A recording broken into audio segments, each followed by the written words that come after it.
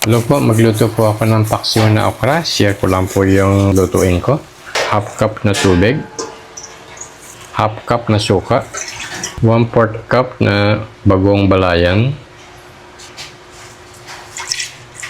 Isang tang na luya. Ay ganun po. Medium size na sibuyas. 5 butil na bawang tinadtad. 1/4 teaspoon na pamintang pino.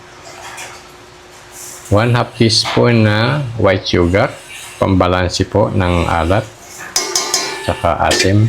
Haluin po.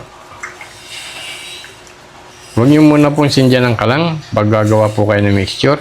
Pag nakagawa na po kayo ng mixture, saka po niyo sindihan ng kalang. Tatakpan ko na po. Buksan ko na po at nakakulo na.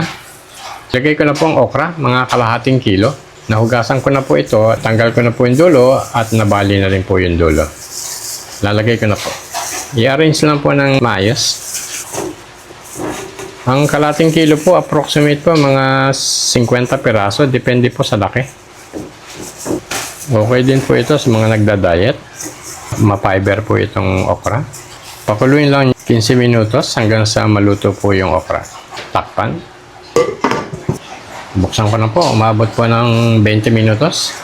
Testingin ko po kung malambot na. Oh, malambot na po. Testingin nyo na po ganyan. Pag hindi na po lumaban, okay na po. Ito po umabot po ng kalating kilo. Pero pwede po itong dagdagan hanggang 3/4. Pero kalati lang po ang nabili ko. Ito pong sabaw, sakto lang po ito. Baka meron pong gustong magsabaw sa kanin. Pwede po ito. Tikman ko na po.